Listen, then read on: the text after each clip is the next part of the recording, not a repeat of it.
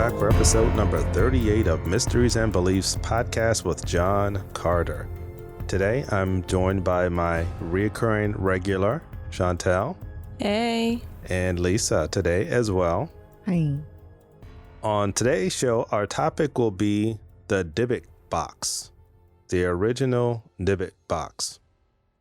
You guys heard of those? No. Yes. Me personally, no.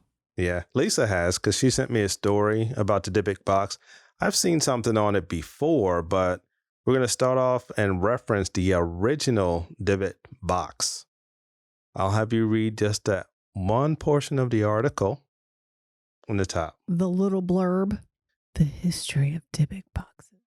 Nowadays, Dybbuk boxes, wine containers haunted by a Dybbuk, a malicious methodical demon from Jewish folklore said to hold the power to invade and possess a body, are all the rage within the paranormal community. Well, at least the internet. As the story goes, the first Dybbuk box appeared in 2003 when antique store owner Kevin Mannis bought a vintage wine box from a 103-year-old Holocaust survivor via eBay, an online auction marketplace. After a string of unexplained hauntings, including recurring nightmares, unexplained bruises, and the incessant stench of ammonia, the box soon found its way back onto eBay. And after a few ownership swaps, landed in the hands of its current foster parent, Jason Haxton. All righty. That's the article with the Dybbuk Box. A piece of the article. Yeah, a piece of the article. And we'll link it below. Well, that's the original Dybbuk Box. The box itself was made by the family that owns the box, that originally owned the box. I didn't get the name of the family who made the box, but the lady, like she mentioned in the article, was a Holocaust survivor. And what a Dybbuk is, do you guys know what that is? The Dybbuk? original. Yeah, Dybbuk. Okay. Do you know what it is? I'm It's a assuming wine box. it's a... No, the Dybbuk is not the wine box. The Dybbuk. The Dybbuk itself. The Dybbuk is it's a demon. mythical creature? No, it's not a demon. Well, what the way they explain what the Dybbuk is in Jewish folklore is that it is a person who died abruptly that has unfinished business. And somehow they coerce this person or this entity, whatever, to get into this box. Oh. So that's why they trap them in a box. They put wax around them, what have you. Unlike the article, I saw something on the original person that got the box wasn't off of eBay. The guy that got the box, Kevin, he actually bought it from a yard sale. The original owner of the box, she had the box and she was a Jewish Holocaust survivor. And she used to pray on the box and pray about the Holocaust and things like that, to bring her luck and to bring, other people luck from the divot inside of the box. So the lady did this for about 40 years, and she actually wanted to be buried with the box. Really? Yeah. The Jewish rabbi was like, we don't do that. So we're not going to bury her with the box. So the family, when they were cleaning out her things, they just put the box in a yard sale. And they had no clue what it was? Well, they knew what it was. They didn't call it the Dybbuk Box, I don't believe. Right. But they knew it was Grandma's box. And Grandma prayed on this box, and it had some mystical powers. So, but they wanted to get rid of it and hoping that whoever received the box got this power. Okay. So this Kevin McManus, he owned an antique shop. He bought this box from a yard sale. Right. So he brought the box home. He gave it to his mother for a gift. The reason why he liked this box, or he found this box interesting, is it doesn't look like these boxes that you see on YouTube, just kind of open, a cigar looking box. It is a wine box. Yeah. Looked like it may have held 2 to 4 bottles of wine in this box. Nice. But what the original owner, she put different things in there, different articles like hair, something with writing on it, a cup, and, different things that was in that box for some period of time. But what Kevin did, he cleaned all that stuff out of the box and gave it to his mother for a gift. So his mother came down to the shop. He presented it to her. She touched the box, immediately had a stroke, and they, of course, had to call 911. Right. And just a string of different events came along with that box. So he decided to get rid of the box himself. Mm-hmm. So he sold the box to someone else. The box went to, I didn't get the gentleman's name, but he sold the box to this like college-age kid. And his college-age kid worked in this orthopedic museum. So that's how Jason Haxton ended up with the box, because his kid bought the box and things started to happen and he didn't want the box any longer. So it's just been passed around. So it's been kind of passed around. So it got to Jason. Jason took the box and he didn't really want to buy it at first, but he wanted to see what was going on with the box. So what he did was actually did research on this box to see what the deal was with this box. And of course, like I mentioned, in Jewish folklore, I explained what the Dybbuk is. They said that you have things like this to wish on it, to bring you good luck, to bring you what you want. Right. This Dybbuk would do that. The Dybbuk is not supposed to be originally an evil thing. Mm-hmm. But when they got this box, everybody was relating it to Hitler and evil because of of the Holocaust. Yeah. But people started to actually have strange things happen around him with this box. He actually learned Hebrew to figure out what the deal with the box is. So he went back and studied a lot of Jewish mythology, and just like I explained to you, what the Dybbuk is itself and what the box is. After a string of some of the events that happened to him, the Dybbuk box started to get popular, on the internet. So he said he buried it. Things do, right? He just buried it. He didn't want people coming around, asking him about the box, so he buried it. And when the box came out again or was represented was with Zach Bagans from Ghost Adventures. Mm-hmm. So Zach Bagans actually owns the box at this moment. And how long, sorry to cut you off, but how long did this take? This how many years? Only started back in 2003. Oh, okay. When I saw some things on the Dybbuk box, I thought this was like an old thing. Right. It's an old thing, but I thought what we see now as the original Dybbuk box, I thought that was like going back, circulating around for years and years and years, but it wasn't. It just started from this little old lady that was 103 when she passed away, and 40 years prior, she had this box during the Holocaust. Right. Mm-hmm. But this is said to be one of the most haunted objects in the world. So it's in Zach Bagans' museum now in Las Vegas. And he wouldn't open the box himself because of what they feared may have happened, what may happen from opening the box. But he did open the box on the show. And we've seen Ghost Hunters, and I know everybody out there watched Ghost Hunters before. Strange things start to happen. Everybody starts to act weird, and strange events started to go around. One of the camera guy, Billy, his dog died, and different things like that. What? So this is after he kept it in the case. The dog died after he opened the box? After he opened, not at the same time, not immediately. No, I get it. But yeah, that was a part of, or one of the string of events that happened. Oh, okay. And they relate that to opening the Dybbuk box. From this, as of recently, because this story itself that we read is not even a year old, and it's been becoming more and more popular that people are purchasing these Dybbuk boxes. What? And opening them on YouTube. Oh, okay. I watched something And TikTok. on, how about this? They've been opening the boxes on social media. And there's two stories or two movies out there. I watched the very first movie last night called Possession. I've seen part of it before, but it's based on the original Dybbuk box. Jeffrey Dean Morgan plays the lead character of it. You guys know who he is. Hellboy? No. Negan. Oh, okay. Sorry. Plays Negan. But in the movie, it was slightly different. The mother did have a stroke, but all kinds of other shit happened to But her. the Hollywood Yeah, side the got Hollywood to spin it. on it. She got her flying up in the air, back crack, neck crack, and all that stuff. She gets slammed down, head busted open, and the son's knocking on the door, "Mom, Mom." Which Oh, they dramatized it. dramatized that, which really didn't happen. She was sitting in her son's shop, and she had the stroke. Just had the stroke. Well, they yeah. had to make it Hollywood. Well, yeah, of course. When did that movie come out?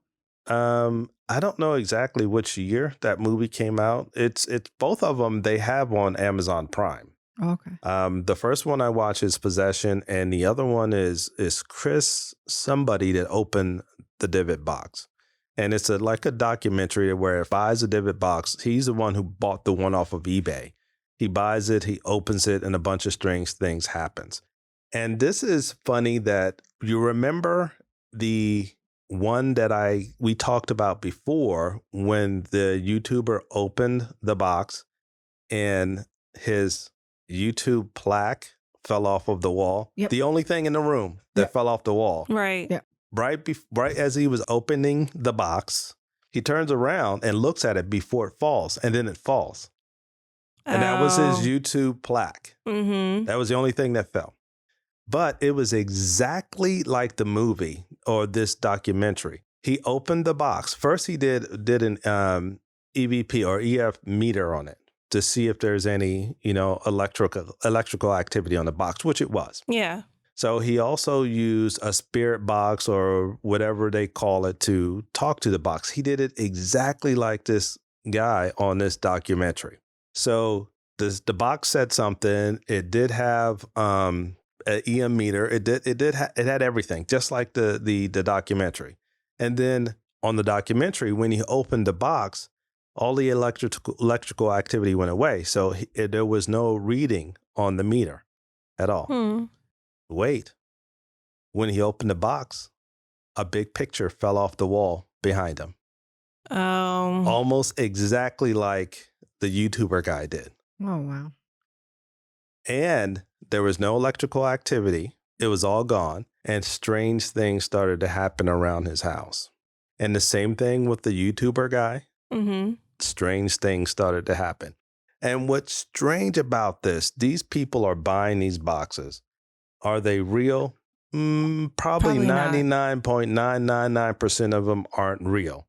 They talk about the smell of the box. People make these boxes. They probably put cat piss in these boxes. Ew, or all kinds what? of. No, honestly, they said it smells like pee. Ew. These boxes, I watched several of these people opening these boxes, and they said it smells like pee or it smells awful. Ew. And that's what it is. People are making these boxes and they're putting probably Whatever in there. cat pee in it, and then they think it's real. You can make a box look distressed. Yes, you can. That's true. Yes, you can. And that one that we were watching, this is some crazy shit right here. Then people, you should not play with shit like this. Not only because it may be paranormal, you don't know what you may be releasing out of that box, but people can do stuff to you. Like that one girl, we watched her open that box and that powder sprayed in her face. Yeah, and who knows what that powder was? Who knows what it was? It could be anthrax. It could be some type of virus. It could be anything. Yep. And I know people are interested in these. People, I understand people that want to do paranormal investigating on these things. I understand them doing the boxes, but if it's just a fad and you don't know what you're doing, it's not worth it. It's not even worth it because you don't know what's going to happen to you in the long run. And, I didn't only want to talk about the Dybbuk box, but talk about what they could be releasing from these boxes, that these people don't really believe in these things. Mm-hmm. They're just doing it for the views. Yeah. Exactly. That's it. They're doing it for the views. And you could end up just ruining your life somehow, some way. I mean, because you just like people play with the Ouija board and they have no clue what they're doing. And then all of a sudden, everything starts to spiral out of control because they may have release something. Yep, brought something into It the brought physical. something out, and then they couldn't put it back in, or doesn't know how to put it back in the box. But Yeah. not only that, aside from that, we watch things where people have opened suitcases or different mystery boxes? It's just not worth it. It's not, and it's. To me, do you? And that's what I was referring to. Well, not referring to. I was going to get to and talk about also as far as fads. Last year, everybody was into that Nautica app where it takes you to like these paranormal places and things like that. Like a scavenger hunt. Yeah. So everybody was into that. And now everybody's getting into these Dybbuk boxes. Well, didn't something happen with kids that were using the app? Well, the first one, the reason why it got popular is these kids so-called followed this thing and they found a dead body in a suitcase. Yeah. And all of a sudden, everybody is using these things and then they're finding stuff. Which, by the way, any type of navigation app, as it were, if you follow it, you're bound to find something. Hold on. Yeah, you'll find something. This is not related, but you know what that just made me think of? In the OA, in the second season, they created this app, and remember how all the kids were using this app? Yeah. And it led them to a house. Yeah. Isn't all that of them weird? came to the house. Yeah, I remember that. Because it was all these puzzles that they had to solve and stuff. I didn't even put that together until now. I tapped out of the OA. I didn't finish watching this season, but I know it's exactly what she's talking about because they all ended up in the same house, in the same place. Yeah. Dying or disappearing entirely. Yeah. I know, and it's weird. I mean, you shouldn't play around with things that you have no clue what it is, especially when it comes to the paranormal or comes to just mystical, because you don't know what you're going to bring out. Yeah. And, you don't understand it. I understand it. This is, I guess, part of social media doing podcasts and things like that. But sure. I mean, we want listeners out there, but I mean, we're not going to go out to harm ourselves just to get to listens or views or anything like that, or harm anybody in our family. Yeah, I don't. I think we know to leave well enough alone when it comes to things like that. It's the younger people? No, they're not They all. were all older people too. Yeah. Well, we've talked about addictions to stuff like that, to the the gratification from listeners or views or whatever. So people will go that mile to get those views and to get money from whatever. I would. Yeah. I wish. It's not worth the time, the energy. It's not. I mean, it's not even time and energy, but it's just not worth it. It goes far beyond, on eBay. If you order mystery boxes and then they do the unboxing, it's all fun and games until it's not. Then somebody wants to put a spin on it, because the mystery box, like somebody bought a mystery bag. It was a grocery bag, and it ended up with somebody's college dorm socks or something from their football. And then someone else ordered something like a mystery box, and it ended up being pallets. Do you see what I mean? And then somebody ordered something and it ended up being like a piece of art that was $50 when they bought it, and then some odd $1,000 by the end. There, if you YouTube mystery boxes or eBay mysteries, it's all fun and games. Yes, things like that. If you're doing it for fun and entertainment, and that's what it is, but I mean, you got a bunch of sick people out in this world. For sure. And sick people that want to harm others. And then they think it's a joke a lot of times. I don't know, what they get out of it. I mean, because they may not even be there to see the aftermath of what they did. Sure. But I mean, maybe they get their jollies from that. Did you look up how many were on sale on eBay? No, didn't look at, because just by going through YouTube, I've seen how many people are buying these Dybbuk boxes. And they go for a lot of money. It's not they from change. $200 to like thousands of dollars. My thing is, okay, say that they were a big thing back when the Holocaust was happening. Mm-hmm. How many of those do you even think were recovered from that time period or kept in the family? Yeah, that's what they talked about. They were like, they said there could probably be 10 in the entire world that's real. Exactly. There's no way there's like thousands of them just sitting. No, all over the place. Right. But they mentioned that people try to create these boxes themselves. So they do some type of ritual to try to put something inside of the box. Yeah. I don't know. They put whatever they want. Like I said, I mean, it's just people are making money off of it. The lowest I've seen so far is $13.50, and it's on eBay. Yeah, it's eBay, and then they have about 15 bids, and the highest one goes for 72. No, yeah, 72. No, that's not it either. Golly, 150. Yeah, but that's the starting bid. I mean, what's in your mind when you purchase something like that? Yeah, do you know what would make you purchase something that you know would potentially harm you? Right. I'm just not doing it. Yeah, it just all kinds of haunted objects. Why would you even, because you put that in the list of haunted objects, why would you want to purchase it? I don't get it. I guess to see if it's real. I think that's just a curiosity for some people. I found another one, $129.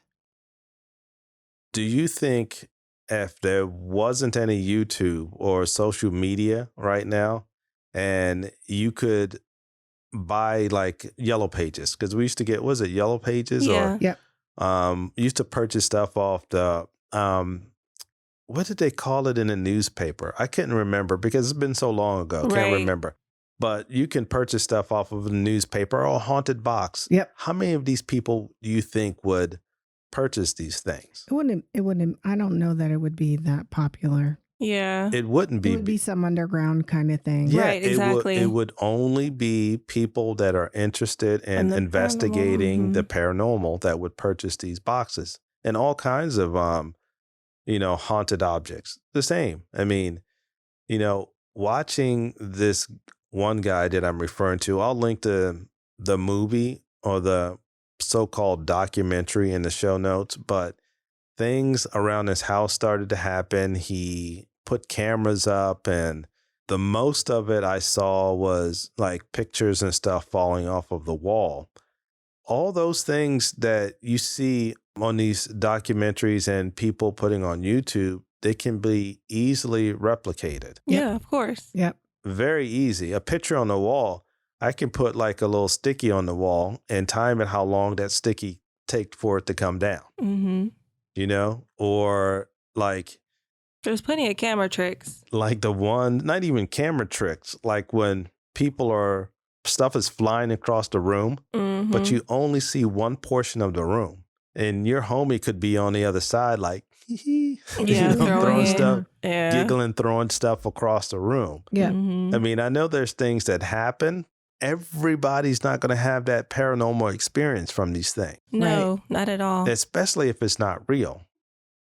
I think that you shouldn't mess with anything metaphysical anyways, unless you know what it is. You should, I'm just scrolling. It's easy to go down a rabbit hole to see the stuff that's on sale. One in particular having to do with the penis. One having to do with the doll. I'm first of all, who's dropping thousands, hundreds even? I'm not doing that. No. It's no chance I would spend thousands of dollars just to open it on even $8. social. Yeah. So even if I went to a yard sale and I was purchasing stuff and somebody said no one would buy this because we said it was haunted, you can have it. No, thank you. I'm not taking it. I'm not bringing that to my house. I get it. People do that just for fun and for a hobby. All power to you. I'm out. My thing is, I keep saying my thing is, but when you think about it, the biggest thing about, I guess, ghosts and like people have passed on, I've always thought about is being disrespectful. So if there's some sort of spirit attached to it or inside of the box, you just going to say, hey, come on out and not even care about, trying to communicate with this thing in a respectful manner so it doesn't try to wreak havoc. Yeah, you brought that up. Zach was talking about the exact same thing. It seems like there's more activity when people are disrespectful to things. Yeah. Like with the Dybbuk Box, when they were pretty much disrespecting the box, because sometimes they provoke it to make things come out. And he has the rocking chair from The Conjuring that we watched, the guy from E that actually said his back started hurting because when people were filming this movie, the thing is E.T. Entertainment TV. I think it's Entertainment Tonight. Well, whatever. one of those shows. But he said, his back started to hurt. And Zach said it's because you made a joke about the chair. The chair, yeah. I kind of feel like that it was in his head too. And that's what he thought. He said, could that be in my mind? Yeah. Could it be that? But how much of the physical come to your brain to make your back hurt? Right. Well, we've seen movies and documentaries on that where, remember when we used to watch Evangelists on TV? Remember the Channel 20? You talking about when they touch the head and they shake out and they convulse? Or, and then people in the crowd, and then they interview them at the end. Remember, like, what was it, 2020 did an interview, and what were you feeling in there? What was that? Yeah. I felt like God touched me on my shoulder. And oh yeah, we used to watch stuff like that as entertainment when we were younger. I know, Shauntel, we were watching something the other night, and this culture of people. I'm not making fun of religion. I'm just talking about that. They were doing Catch the Holy Ghost, be you. They were doing the touching on the head, so people were falling out, and one person fell out and was kind of shaking a little bit, and then the other dude got hit on the head. He was like, You ever seen a fish? You've been fishing with us before. You take it out the water and it's flipping, flopping from side to side. He started doing that. This one guy. And the other guy, you could see him kind of peeking over saying, like, if you touch my goddamn hand again and keep hitting me, do you know what I mean? It's like, get off me. And it was just, I don't know. I think that is just a show. Yeah. Right, of course. Because you can't touch every single body and they feel the spirit. Right. Yeah. But everybody was falling out. I mean, I guess that's the thing with these boxes. It's literally just for the show. Yeah, that's it. Even if it is a real box or a fake box somebody, made in their backyard shed, they're just doing it all for the show. Yeah. And you should see some of the pictures on there. You got a nerve to be charging somebody $62 for that. For a dollar store box, I know, stained and I know. Even let sit in the rain. Even the cigar ones, they take the cigar boxes, wear them down a little bit. They probably got it. They're probably stealing from their grandfather or something like that. Had them old boxes, old cigar boxes, and then they take jewelry boxes. They take some wax and put wax all over the boxes. Something like that. I could make that as a business until the popularity goes away. Just start making them and just selling them for $50 a piece, and people would be buying them. The you mentioned before about the movie in a couple of episodes back. What was the movie with the chain and the chain is removed from the doll? Oh yeah, you're talking about it's some type of trilogy movie, but I know what you're talking about. The doll. I mean, always there's in every culture there's a piece of something that unlocks some type of demon or And that doll really did scare me for my whole life. I know I'm not messing around with that doll. That is a creepy doll. I don't mess with dolls anyway. But I would hope not. But I wonder how you can actually trap a non-physical entity inside of just a box. Well, don't you watch Charmed? No, but it could be inside of one of the artifacts that's inside of the box. But if it wanted to get out, it's just like, I'm ready to do some Not things if you today. put a spell on it. So what's the spell that's holding it in there? What's in that box, or what's around that box that's holding it in the box? A spell. See, that's what I was going to say, because you know how was it King Tut's tomb? It had a whole passage on it that was basically a curse. Yeah. So if you open it up, something was going to happen to you. Yeah. I feel like it's something similar to that, because the woman from the original one that came into play, she was praying over it and speaking over it, putting certain things inside of it.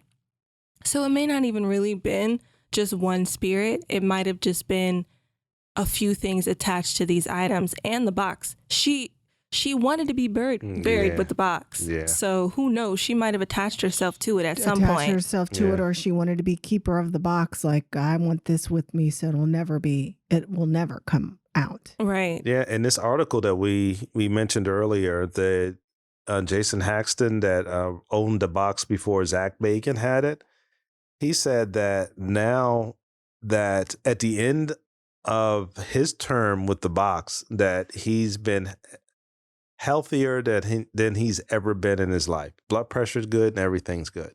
Really? Yeah. And he said everybody talked about having bad luck or these, paranormal events surrounding this box, but he had some good luck behind the box. I like good that. luck and good health. That's good.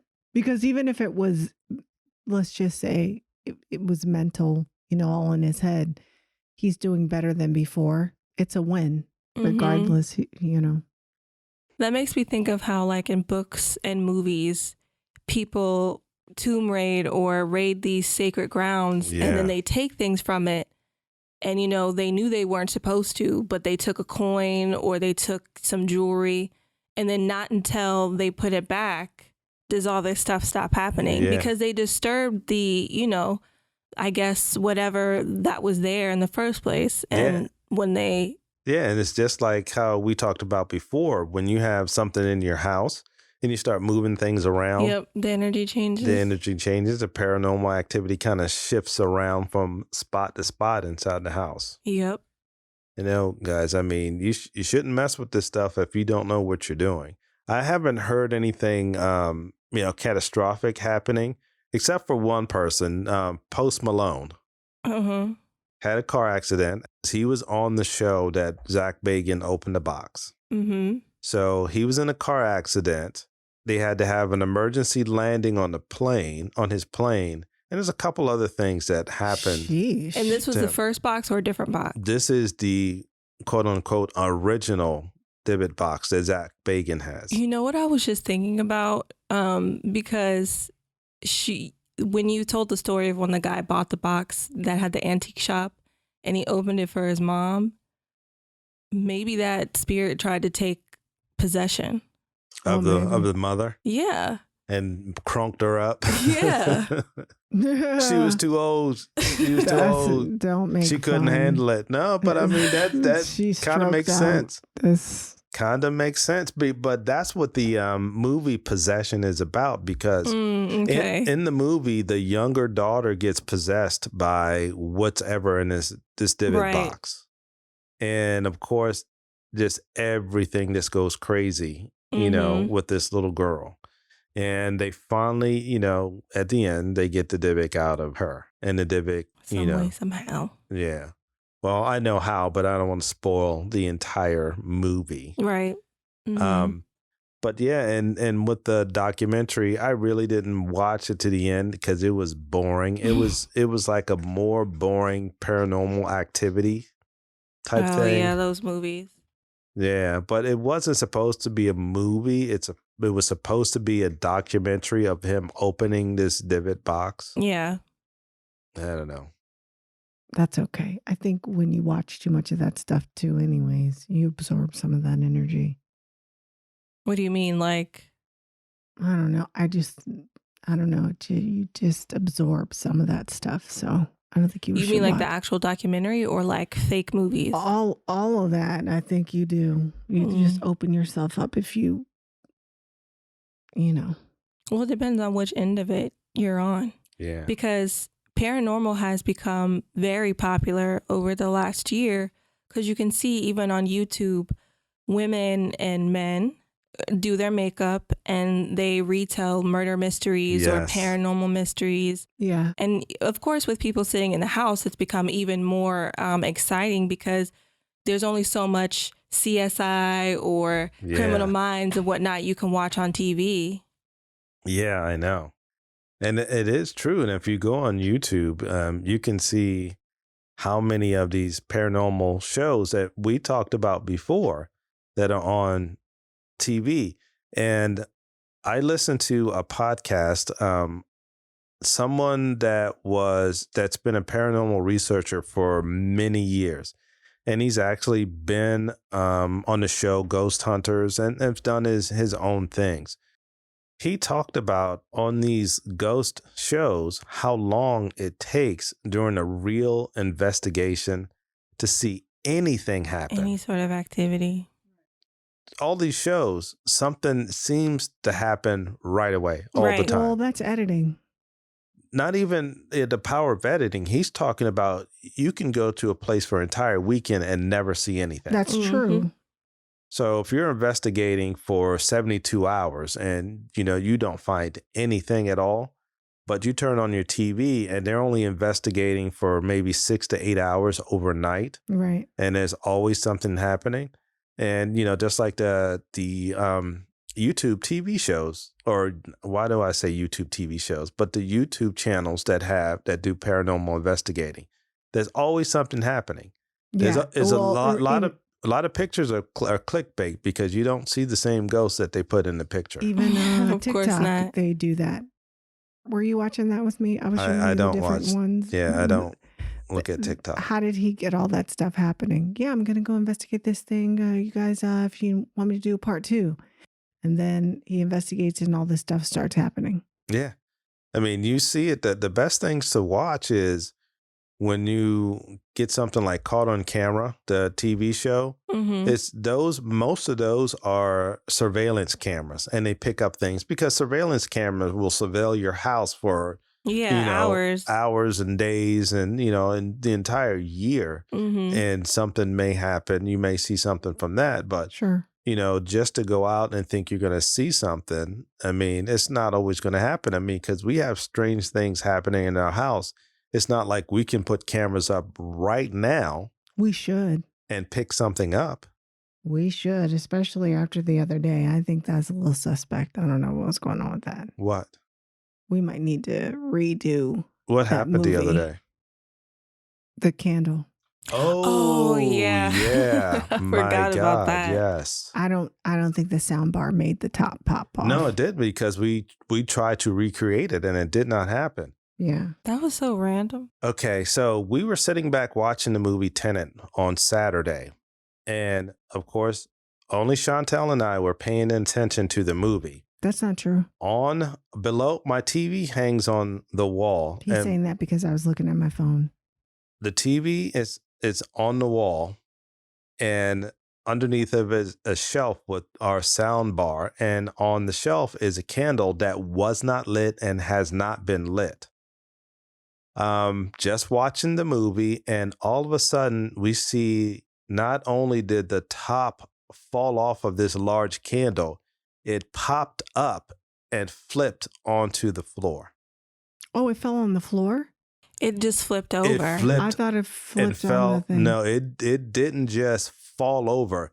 It's like you take a coin and somebody flips it real light, and it just flipped over and it's landed on the floor. Aya, our doggie, was looking over there like, what the hell is that? And she was in her crate. She moved away and started staring in that direction. She got out of her crate. It didn't scare her because it didn't make any noise. No. At all. She just looked up. Because Shauntel said, okay. and we tried to debunk it and turn the sound bar up really loud, play the same part of the movie. That thing did not move at all. And it's crazy because those types of candles have like a suction around them. Yeah. So what kind of force would be able to just pop it like that. Yeah. Yeah, that was just really odd. Because even if I take it and I bang on the table, it's not going to pop up like that. No. I'd have to bang really hard before that thing to pop up. It looked like somebody smacked it. Yeah. And I'm like, wow. But that's, like I said, like we mentioned several times before, we do have all kinds of strange things that happen in this house all the time. Doesn't happen all the time, but it does happen, though. Anyways, what were we talking about before that? No, I can't remember what we were talking about. We were talking about these YouTube channels. Yeah, the YouTube with channel. Surveillance cameras. Yeah, so I know I can say a lot of what we see is entertainment, and it's fun. That's what you should take it as. Yeah, I like watching these things because it is entertainment. A lot of things that I would say are real is not just caught by looking for it. Yeah. Sure. It just happens. Yeah. That's why we need a camera. I told you my little brother, he has a lot of video. You should take a look at it. First, when you look at it, it looks like bugs, flying around in the house. He has it centered in the corner of their house, and it was pointing towards the TV, and it looked like it was doing designs. Okay. And I said, those are bugs. Hold on. You're not explaining it very well. So you're saying there's a camera that he has in the house. And it's night vision. And the night vision camera is picking up some objects flying in the house. Yeah, and I thought it was bugs, but it's not. It's not bugs. And then he said, those are orbs. And I said, it's probably dust particles. But you could discern between the dust and what somebody would say is an orb. But whatever it was that I thought were bugs moved to the camera close to where you just have to see the video. Anyhow, all I'm saying is that we should do the same thing because you just don't know. I mean, do you want to know? Maybe we put it there. Maybe we put it there and you and Shauntel look, but not me. So I have a bunch of different recorders. You want me to put an EVP up in the house? Put my recorder out and do an EVP? Are you going to be the only one listening to it? No, you want to do it so you can listen to it as well. No, I don't. It's different. Why not? Because I live here. Well, we live here as well. Yeah, but you wouldn't be scared. I would be. So why would you? So you would want us to record something? And if we find something, then you would just say, "Hey, we have something in our house that's talking, saying get out." Listen, you would just say that we have to move ASAP. And no, I wouldn't say that. I would put a recording back the same time I heard it. No, you need to pay rent. We're not leaving. See, if anything that, happened was threatening in any way, then I'd say, yeah. But most of the stuff I feel like it's just happens, or very maybe benign. It's for attention. Exactly. Just for acknowledgement. Yeah. It's true.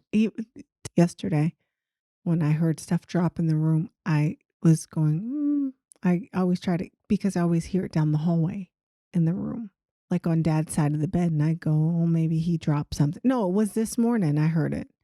And I thought maybe you dropped something. And I was looking for what you could have dropped. We live in an apartment, so we don't know it's coming from the neighbors and what's not. But the thing like the candle, the things like in our closets, that can't be the neighbors because the sound is coming directly from those areas. Yeah. Right, exactly. Mm-hmm. We'll stop messing with metaphysical items. If you don't know, don't play. Might not be good for you. I'm not an expert. That's also why I'm telling you not to do it. No. If you're not an expert either. No, yeah. If you're not an expert at doing these things, I wouldn't mess with it, especially if you don't have an escape route. Yeah. If you don't have, an escape route, I wouldn't do it because, like I mentioned, the Ouija board, if you don't know how to, first of all, you conjure up something. And if you don't know how to put it back, then you shouldn't. Just like I don't drink milk anymore, but just like the milk jug, put the damn top on it before you put it back in the refrigerator. Mm-hmm. Yeah. Or not leave it swallowing. No, because bad things happen. The milk goes bad. Right. You know what I mean? Bad things happen when you leave just a swallow. You're Get your ass beat. One. You can expect that. Cussing out. I have a premonition. Daddy's gonna spank your ass when he get home. But anything else that you guys can think of about these Dybbuk boxes? No touch. Yeah. Nothing else? Yeah, just don't touch it. We're going to thank you guys for listening to this. And like we said, we're serious about that. If you don't know what you're doing with the spiritual world, don't mess with it. I would go to someone that knows about it. Would you say a professional at this? Well, yeah, even the priest an that we're watching. Person. I'd say an experienced person. Somebody's experienced with the paranormal and the spiritual world. If you want to open some of these boxes and just, do some conjuring, whatever you think you're going to do out there, just seek help and sage. Just seek help and advice. And again, thank you guys for listening. If you guys have a story you'd like to tell, you can always send it to us at John Carter at mysteriesandbeliefspodcast.com. You can join the Facebook group, Mysteries and Beliefs Podcast. We want to see you on Instagram, and we'd like you to always share. Go ahead. If anybody bought a Dybbuk box, if you were the ones that we are cracking on and kind of making fun of, or any haunted object, any haunted objects, let us know, and let us know if you had any experience with that at all. And we're gonna wrap this thing up. Thanks again. Until next time, guys. Peace out, Girl Scout. Peace.